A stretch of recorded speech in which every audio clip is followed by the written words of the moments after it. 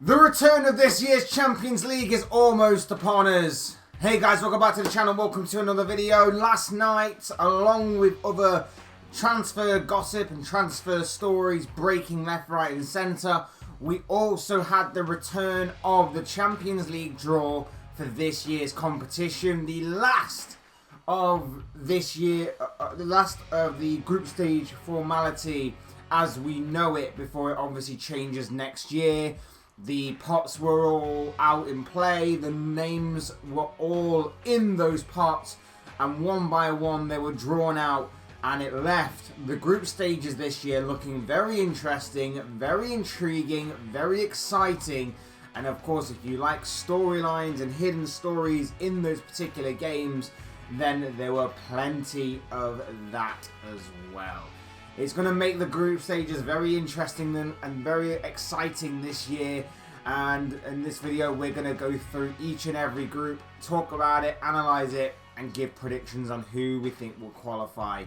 Before we go any further, I would like to remind you all to please like the video, and if you haven't already, subscribe if you're new or want to see more content like this. Both things always and forever be greatly appreciated. And of course, I encourage you to get involved in the comment section as well.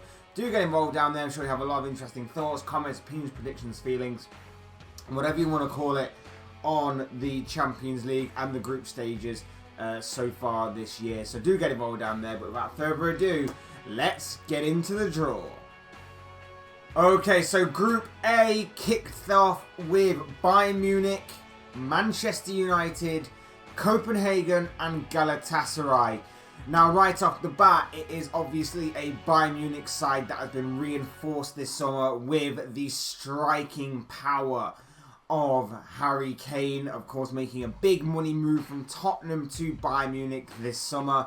He'll be looking to spearhead a Bayern Munich attack, looking to win the Champions League for the first time since 2021, of course.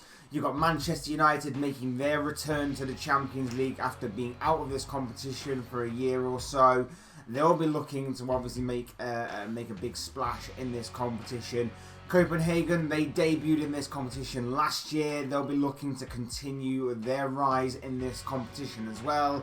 And of course, Galatasaray, the ever notorious Galatasaray in this competition, makes up Group A.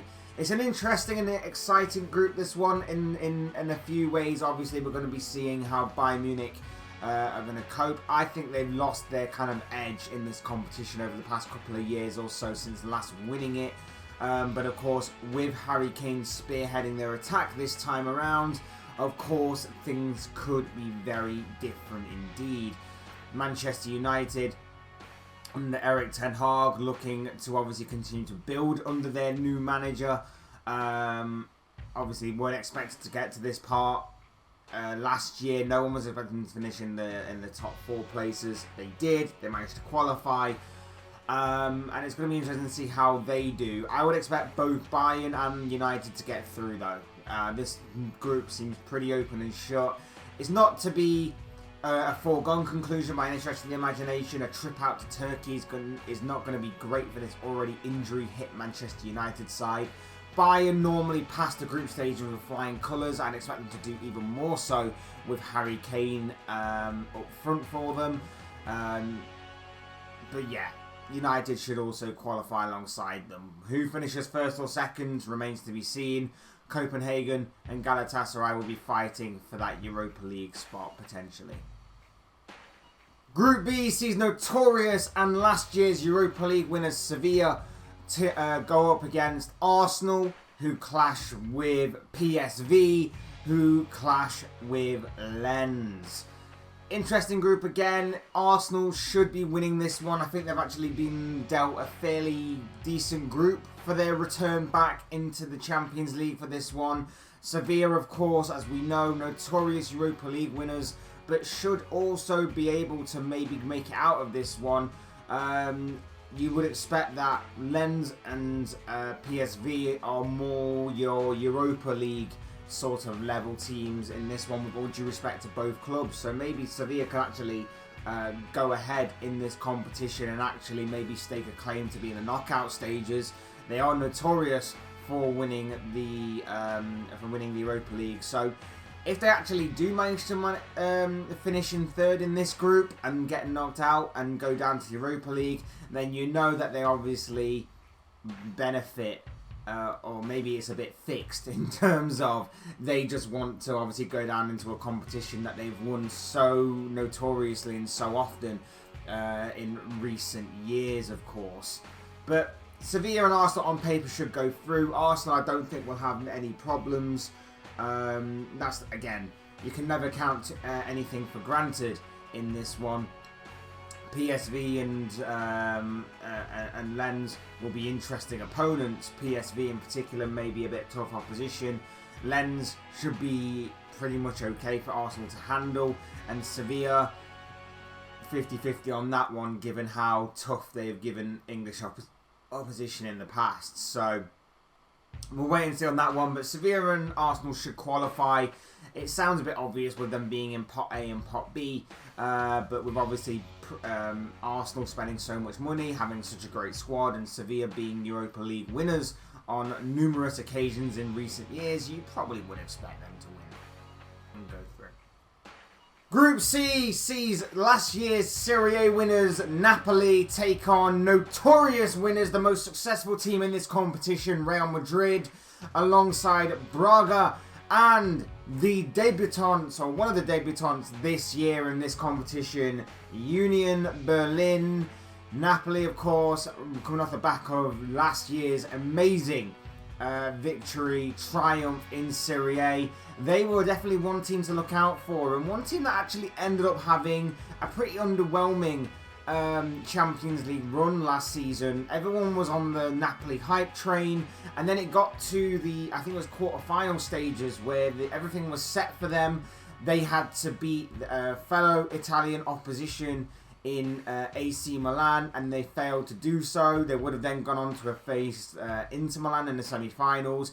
And with Napoli playing so well in Serie A and so well in the competition in the group stages, many were saying this was Napoli's there for the taking, and ultimately it didn't end up that way.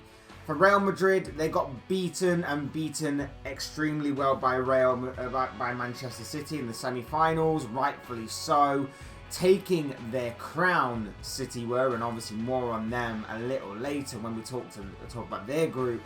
But they'll be looking to reclaim their crown. I just don't think they have enough firepower up front to make that happen. But we'll obviously have to wait and see how the competition goes from this point forward. Braga are in there to make up the numbers, I believe. They'll be fighting it out with Union Berlin, I would imagine, to see who would drop down into the Europa League stage, or potentially to drop down into the Europa League stage should it happen. And Union Berlin, it'll be interesting to see how they do. They've had a fantastic rise in Germany these past few years, and obviously entering into the Champions League is going to be big for them. And we're going to have to wait and see how they do. But you would strongly suspect that both Napoli and Real Madrid will have no problem in qualifying from this position. For Napoli, like I say, you'd hope that they would do even better than what they did last term. You would hope that they're going to be even more exciting and more interesting to watch this time around. They probably could actually top the group ahead of Real Madrid if things obviously go their way. But either way, Real Madrid and Napoli to qualify from this one, I'm sure. Group D sees Benfica, Inter, Red Bull Salzburg and Real Sociedad take centre stage in this one. And this one could genuinely be anybody's group. Like, you would expect probably Benfica maybe to go through. Benfica have got a very good squad. They've got very good youngsters. They're going to be a pretty tough opposition, and they should be ones to look out for going forward with some of the players that they have. Inter, last season's runners-up, went on that magical run in this competition to obviously get through to the final. No one was expecting them to do so. I know that the draw kind of fell kindly a little bit towards them, but they still obviously had to beat what was put in front of them, and they did so greatly. And, you know, if Lukaku's finishing had been better on that day in the final, maybe they could have stopped Manchester City from winning their first Champions League ever. So, not to be discouraged or discredited, there were Inter, but of course they'll have to go again. Maybe they could go one step further this time around, who knows. The other two teams, Salzburg, no one's going to like a trip away to Salzburg. That's going to be a very tough... they're going to make their home pitch and home crowd very tough to play against. And Real Sociedad, they're going to be tough opposition, the Spaniards as well. On paper, you would expect, again, Benfica and Inter to go through, but I think this one could be a bit more open than that. I feel like Benfica probably are a certainty. Inter, you never quite know with Inter. You would probably suspect Inter would go through, but again, don't discourage Salzburg completely. Don't discount Salzburg completely. I think they may have something to say about that, but... As far as what Europa League spot goes, it could be any one of the other three teams other than Benfica, in my opinion. Group E is another interesting group as well. We will see Feyenoord, Atletico, Lazio and Celtic all battle it out for a place in the knockout stages. Interesting group, this one. Celtic are not normally in this position where they actually find themselves in a more favourable group. Normally they've got about two or three of the other teams that are obviously much more superior and better than Celtic. But in this one, they may actually fancy their chances of maybe progressing in this competition to the knockout stages. It's going to be tough though. Feyenoord and no pushovers, as are Lazio, as are, of course, Atletico. We know all about Atletico and Diego Simeone's side, so they're going to be tough opposition. You would probably suspect that they wouldn't use their experience and know how to get through with Atletico. And then after that, it could be anybody's game in this group to obviously get through to the knockout stages or to drop down into a potential Europa League fight. Either way, Atletico to go through, I think, is a certainty. Beyond that point, you'd probably go maybe Lazio. But like I said, it could be anybody's. I'm going to go with Lazio though. Group F, however, is madness. Group F, in my opinion, is the most intriguing and exciting one of the lot. This one is a proper group of death, in my opinion. And it features, returning to the Champions League for the first time in a number of years, Newcastle United, of course. This group not only features Newcastle, who are obviously in top 4, so they were going to face a bit of an uphill battle no matter what happened. This group also features French League champions PSG, German outfit Borussia Dortmund, and of course, 7-time Champions League winners AC Milan. Like, this one is madness. This one is exciting.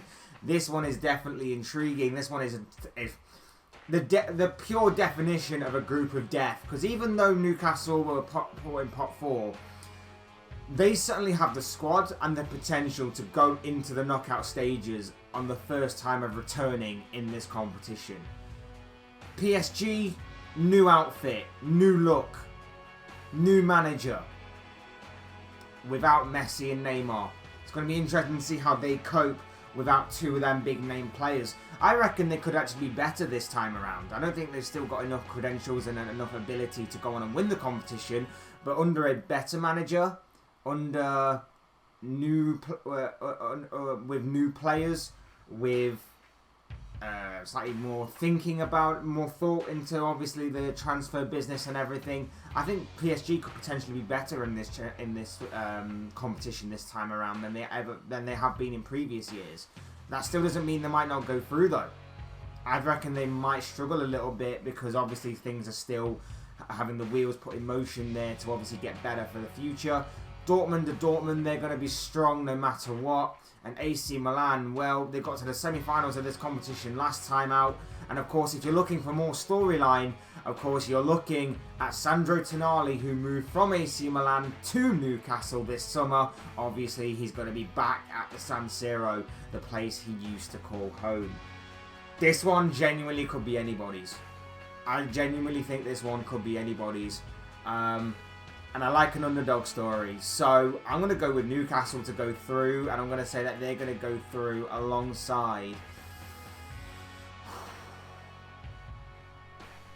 I'm going to say Dortmund. I like the underdog stories, so I'm going to go with the underdogs in this one, and I'm going to say that PSG somehow drop out into the Europa League.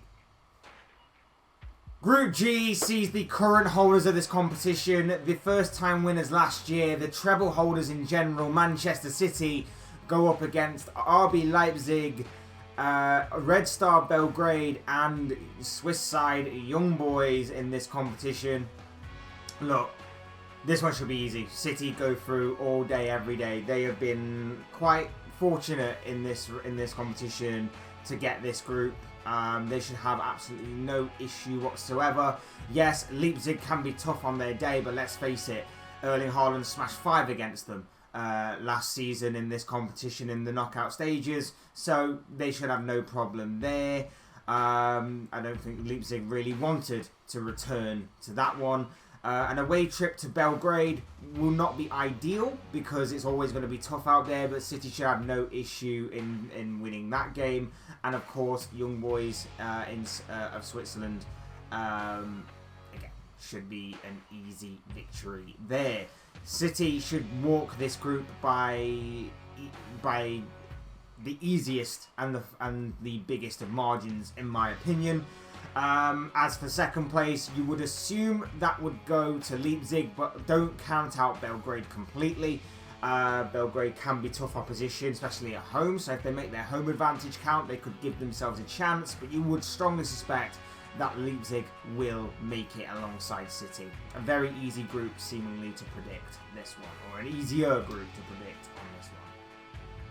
And finally, Group H sees the Spanish La Liga champions Barcelona go up against Porto, Shakhtar Donetsk, and Antwerp, the Champions League debutants in this competition.